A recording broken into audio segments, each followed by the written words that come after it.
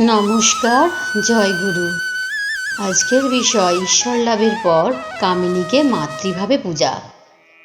যদি একবার এইরূপ তীব্র বৈরাগ্য হয়ে ঈশ্বর লাভ হয়, তাহলে আর মেয়ে মানুষে আসক্তি থাকে না। ঘরে থাকলেও মেয়ে মানুষে আসক্তি থাকে না, তাদের ভয় থাকে না। যদি একটা চুম্বক পাথর খুব বড় হয় আর একটা সামান্য বড় হয়, তাহলে লোহাটাকে কোনটা টেনে লবে?